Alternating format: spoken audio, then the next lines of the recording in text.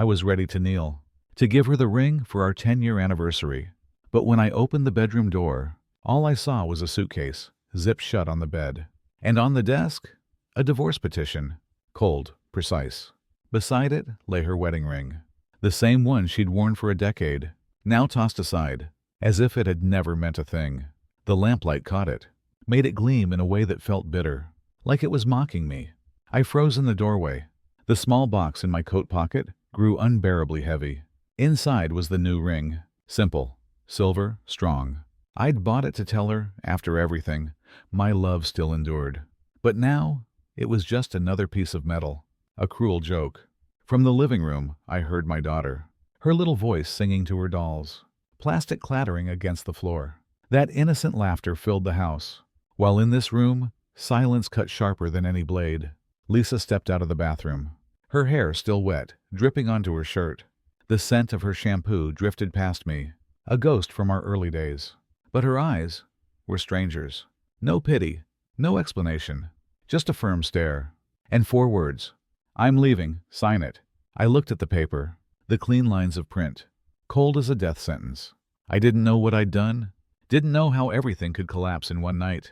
My hand tightened around the box in my pocket, the ring inside cold as stone, a reminder that I had wagered my whole heart and lost.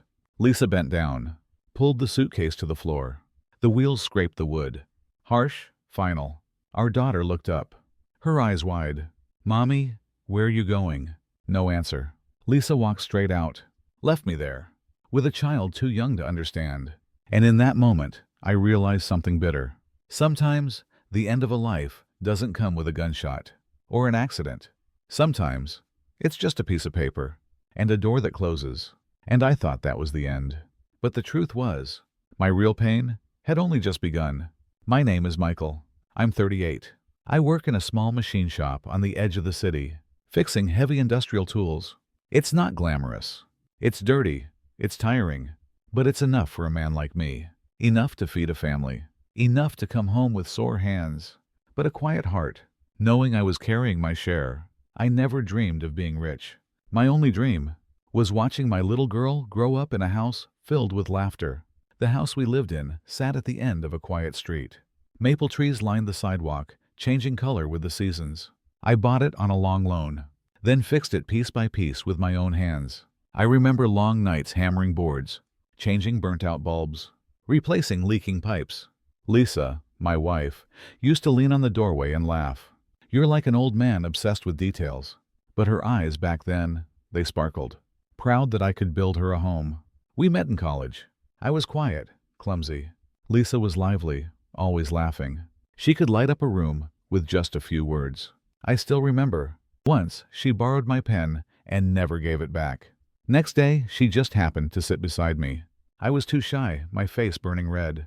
Until one night, at the library, she fell asleep on my shoulder. My heart pounded so hard I didn't dare move. Maybe that was the moment I knew. My life was bound to her. After graduation, I went into the shop. Lisa took a job in real estate. We married with nothing but a cheap apartment and a lot of hope. When our daughter Lily was born, I cried in the delivery room. Me, rough, stubborn. I broke down at her first cry. We named her Lily. Like the flower, Lisa said. May she always be pure and strong. Life moved on. There were hard days. I worked night shifts. Came home at dawn. Lisa, exhausted, raised Lily mostly alone.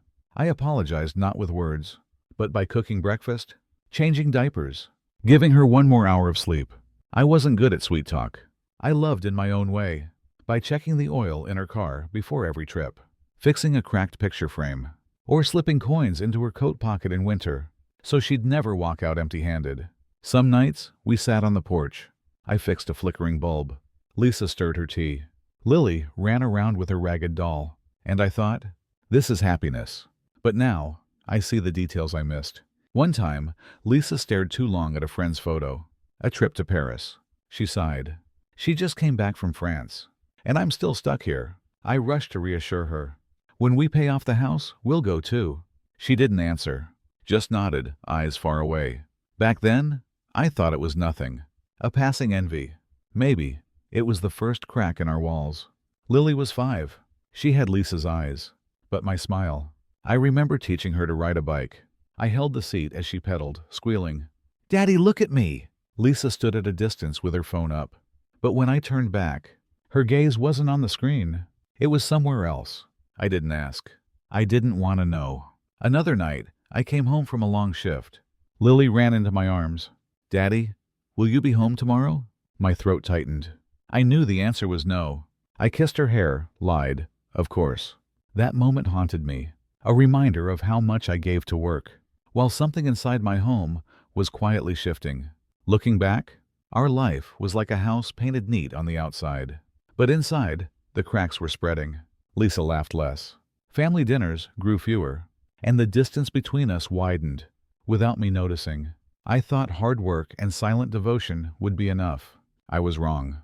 If you had asked me then, I'd have said, "My family is fine, a peaceful home, a sweet child, a faithful wife." But truth is, the silence at the dinner table was already louder than our words, and I didn't know that was the first warning of a coming storm. I used to believe happiness only needed loyalty, but life isn't that simple. Someone can stand beside you for 10 years, and one morning look at you like a stranger. I thought our love was solid, that simple joys would last forever.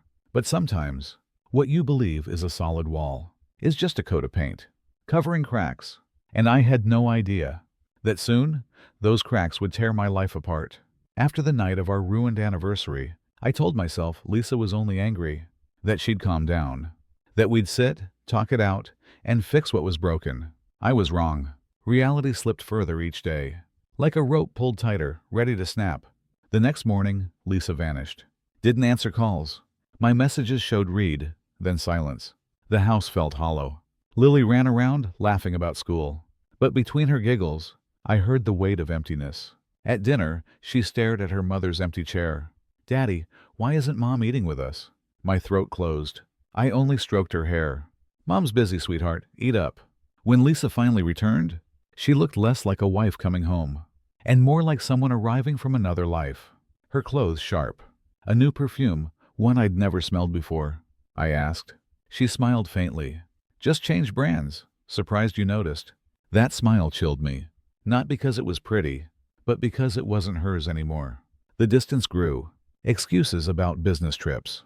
When I suggested a family outing, she only said, "Take Lily yourself, I'm busy." Her tone flat, like I was a stranger. One late night, I found her in the living room, phone glowing against her face. She was smiling, the kind of smile she once saved for me. When I stepped in, she jolted, flipped the phone face down. "Who are you talking to?" I asked. "Colleague, company stuff." She walked upstairs. I knew that smile. I'd seen it 10 years ago, and it wasn't mine anymore. Then came the car. Brake fluid leaking. Bolts deliberately loosened. I've worked machines for years. I know the difference between wear and sabotage. Soon, I noticed my tools out of place. Wrenches shifted. A screwdriver missing. Lisa shrugged. "Maybe you forgot." But I never forgot. I was meticulous. It was who I was. The unease gnawed deeper. One afternoon, picking Lily up, a parent leaned in.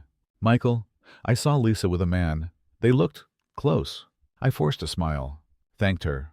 But inside I cracked. That night, I tried Lisa's phone. The password had changed. I sat beside her as she slept. Watched the woman I'd loved a decade. Remembered our wedding. Lily's first cry. Old promises. I whispered, "She's the woman I love. I can't doubt her." But my heart refused peace. The next day, the police called. An anonymous report, accusing me of abusing my wife. I froze. I had never raised a hand to Lisa. Yet there I sat in an interrogation room, humiliated. When I came home, Lisa's face was blank. She only said, "Maybe you should think about how you treat people." Another knife to the chest. Later, in the garage, Lily ran in. She held out something found in the car. A single earring, not Lisa's. A teardrop shape glinting under the light. I took it, trembling. "Give it to Daddy. Don't tell Mom." That night, I sat alone, turning the earring in my palm, until my hand burned. Then, one night, Lisa slipped behind me, arms around my waist. "Don't worry," she whispered. "Everything will be fine." For a second, I wanted to believe. My heart trembled, almost comforted. But when she walked away, her phone lit up. A message on the lock screen. "I miss you. When will we finally get away from him? The cold swallowed me whole. Another night, coming home late, I heard her voice in the bedroom. Door half closed. Yes, I'll do it. Don't worry. Silence. Then, he'll never suspect a thing. I collapsed into the couch. Head buzzing, chest hollow. At the next service check, my mechanic frowned. Michael, your brake line. Someone tampered with it. You're lucky we caught it. His words struck like thunder. The pieces clicked. The tools out of place. The earring. The messages. The whispers on the phone. That night, I watched Lily sleep. Her arms wrapped around her old teddy. I kissed her forehead. Swore in silence. Whatever happens, I'll never let anyone hurt her. Then I lay beside Lisa, the woman I'd loved 10 years. She was right there, but felt farther than anyone in the world. For the first time in my life, I knew what it was to lie in bed, beside a stranger. The days that followed felt like living inside a rope stretched to its limit, ready to snap at any second. I still went to work, still walked Lily to school, but nothing was the same. Lisa disappeared more often. Business trips, she called them. 2, sometimes 3 days at a time. When she returned, her clothes sharp, a new perfume clinging to her skin, her eyes unfocused, her steps distant. At dinner, she smiled in front of Lily, laughed, reached across the table to serve me food. But the moment Lily left, the smile vanished. Her eyes turned to ice. That dual face chilled me. Family dinners had become theater. Lily chattered, trying to make it lively. I forced a smile, but I knew this wasn't a family anymore. It was a cheap performance. Then one afternoon, the police called, asked me to come in. They showed me a letter, an anonymous accusation, that I had abused my wife. I stammered. No, I never laid a hand on her. The officer only raised a brow. Mr. Michael, where there's smoke, there's usually fire. When I came home, the neighbors already whispered. One woman muttered just loud enough for me to hear. No wonder she left him. Heard he's violent. I clenched my fists, but said nothing. The humiliation made me wish I could vanish. That night, Lisa sat reading the paper. I asked, voice shaking, "Did you file that report?" She smirked. "Who else would care about us that much? If you did nothing, what's there to fear?" Her words doused me like cold water. I realized I had nothing left to hold on to. The signs piled higher. One morning, driving Lily to school, the car shook violently. I braked hard, nearly slammed into a pole. When I checked, the wheel bolts had been loosened. Sweat poured down my neck. If that had happened on the highway, I couldn't even finish the thought. That evening, I told Lisa. She shrugged. "Maybe you forgot to tighten them. You're forgetful sometimes." I stared into her eyes. All I saw was emptiness. That night, I sat in the garage, a wrench in my hand. I thought about ending it, so I wouldn't have to face the shame. So Lily wouldn't have to see me like this. But through the doorway, I saw her curled on the couch, asleep with her teddy clutched tight. And I broke. I hurled the wrench to the floor. The clang echoed through the garage. I knew I wasn't allowed to give up. I had to protect her. But the collapse didn't stop. One evening, I found our wedding photo, face down on the table. Last night, it had been upright. Our smiling faces still there. Now hidden. Lisa only shrugged. Maybe the wind. But I knew. This house had no love left. Another night, I noticed her dresser. The wedding ring she'd worn for a decade. Gone. Her finger bare. A faint pale band the only trace. I touched the box in my pocket. The ring I once planned to give her at our anniversary. The pain sliced deep. The tension pressed heavier each day. Lisa laughed with Lily. But when her eyes turned to me, they were filled only with contempt. I wondered, the woman who once held my hand, who once said yes, what was she plotting now? One night, after Lily fell asleep, I heard Lisa's voice in the bedroom. "Yes, I'll arrange it. Don't worry." Silence.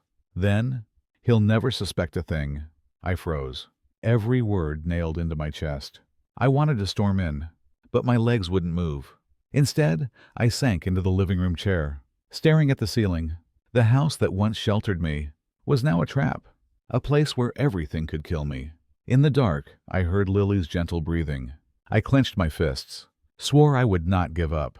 But deep inside, a question gnawed at me. The woman lying beside me every night. Did she only want to leave? Or was she planning to bury both me and our innocent child?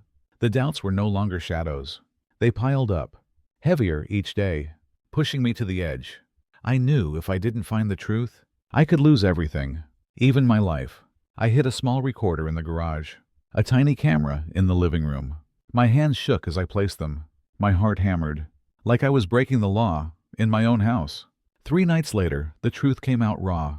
Around midnight, the garage door creaked. I opened my phone, and there she was, Lisa, with another man. He held a wrench. She pulled a small bottle from her bag. Her whisper, cold as ice. "Just pour it in. The rubber will rot in days. He won't survive." I froze. The woman I had trusted, the mother of my child, plotting my death. The man wrapped his arm around her waist, kissed her neck. She didn't push him away. She tilted her head back and laughed. My hands clenched around the phone, my whole body trembling. My heart felt like it would burst. I wanted to storm in, but reason screamed back. "No, you need proof." Suddenly, Lisa looked up. Her eyes scanned the garage. For a split second, they landed right on the camera. My chest seized. Sweat poured down my face. 1 second. If she saw it, everything would end. But she turned away, kept whispering to him. I collapsed to the floor, my back drenched in sweat. The next morning, I grabbed the recorder. Her voice played back, clear as day. "He'll never suspect. Just a few more days." Hearing her voice, saying those words, I slammed my fist against the table. The whole house shook, and I cried, sobbed like a child. 10 years of marriage, all reduced to betrayal, and a murder plot. But the worst shock hadn't come yet. That afternoon, a strange envelope arrived from work. Inside, a copy of a life insurance policy, my name, my forged signature, beneficiary, Lisa. My vision went dark. The last piece clicked into place. The loose brakes, the missing bolts, the chemical bottle. None of it was random. Lisa and her lover, they had drawn up the plan. They wanted my death, turned into money, and they would leave Lily fatherless. That evening, Lisa came home gentle, too gentle. She wrapped her arms around me from behind, whispered, "Don't worry, everything will be fine." Her breath warm on my ear, her perfume sweet. Once I would have believed her. But now, every word cut like a blade. I held my tears, kept my face calm. I couldn't let her know that I knew. Later, when she showered, I searched her drawer. More insurance papers, and worse, a black cloth bag. Inside, a brand new black funeral dress. Tag still attached. My hands gave out. The bag fell to the floor. My eyes blurred. She had already prepared for my death. I stumbled back to the living room, stared at our wedding photo, lying face down. I set it upright, ran my fingers across the cold glass. In that photo, we smiled, eyes full of love. A bitter laugh escaped me, dry, broken. That night, Lily stirred in her sleep, mumbled, "Daddy." I rushed to her, held her tight. Tears soaked her hair as I whispered, "I'll protect you, no matter what it takes." And I knew this was the turning point. I was no longer a man who swallowed everything in silence. I had to face it. My marriage was no longer love. It had become a trap built by the very woman I once loved most. I knew, if I stayed silent any longer, there would come a day when I'd have no chance left to protect my daughter. The evidence was already screaming at me. The recordings, the video, the forged insurance contract, even the black funeral dress, still with its price tag. All of it shouting the same truth. The woman I once loved had become a stranger, and a dangerous one. That night, I tucked Lily into bed early. When I came back downstairs, Lisa was at the table. A glass of red wine glimmered under the lamp. I set the recorder down, pressed play. Her voice filled the room. "He won't suspect a thing. Just a few more days." For a moment, her face went pale. Then she smiled softly, her tone dripping honey. "Michael, you spied on me? You misunderstood. It was just a joke. I still love you." My heart trembled. A part of me wanted to believe her, to hold on to any scrap of hope. But then the images flashed in my head. Loosened bolts, the corrosive liquid, the forged papers, the funeral dress. And whatever hope remained, died right there. I slid the forged contract across the table. "This is my signature. Faked. You're the beneficiary. Do you have anything left to deny?" Her expression hardened. The sweetness vanished. Cold eyes, a blade in her voice. "You really think you're clever? You're nothing, Michael. Just a useless mechanic. Without me, you're nothing." Blood rushed to my face, my fists clenched. You can insult me all you want, but you don't touch Lily. At the sound of her name, Lisa smirked. You think you can keep her? When this is over, she'll be with me. You'll have nothing. My hand slammed down on the table. The wine glass shook. Red liquid spilled, bleeding across the white cloth. I didn't shout, but my chest felt like it was going to explode. And I realized, at that moment, I was no longer her husband. I was only a father, fighting to hold on to his child. Then a small sound. I turned. Lily stood in the doorway, rubbing her sleepy eyes. Mom, Dad, please don't fight. My heart broke. Before I could move, Lisa knelt and wrapped her arms around her, stroking her hair, whispering softly, It's okay, sweetheart. Mommy loves you. I stood frozen, watching my little girl rest her head in the arms of the very woman plotting to destroy everything we had. My throat locked, my heart torn apart. After Lily drifted back to sleep, Lisa looked at me again, eyes sharp. You see, she needs me, not you. If you're smart, you'll disappear before it's too late. I didn't answer. I gathered the papers, the recorder, my hands trembling. But inside, a decision was forming. That night, I held Lily on the sofa, listening to her steady breathing, her small body curled against me. I knew I had to act, even if it cost me everything. The next morning, I went to a lawyer, handed him every piece of evidence. He frowned, voice grave. Michael, this isn't just betrayal. This is attempted murder. You need the police, now. I nodded, my chest heavy as stone. When I got home, Lisa wasn't there. I walked into the bedroom, pulling open drawers, gathering what I could for Lily and me. Then I found it. A small wooden box, brand new. I opened it, empty inside, except for 2 photos. One, a family picture of the 3 of us. The other, me holding Lily in my arms, the frame lined in black, like a memorial photo. My knees buckled, my hands shook. This wasn't suspicion anymore. It was preparation. She had already planned to turn me into a memory. I slammed the box shut, clutched Lily against my chest, and whispered, You'll never lose me, sweetheart. Never. Because I knew the final confrontation was coming, and it was coming soon. After everything, I chose to leave. Not because I wanted to run away, but because I knew, if I stayed, Lily would grow up in a house without love. Only schemes, only lies. The day I led her out of that house, the sky was gray. The wind was cold. Lily gripped my hand tight and asked, with her innocent voice, Daddy, where are we going? My throat closed. I couldn't tell her that her mother had chosen another path. A path with no room for us. So I smiled, pulled her close, and whispered, We're going somewhere safe, my little girl. She laid her head on my shoulder, eyes slowly closing. And in that moment, I realized, for Lily, as long as she had her father, she was already home. In the days that followed, we stayed at my sister's house. The police took the evidence. The lawyer tracked the case. I no longer cared what would happen to Lisa.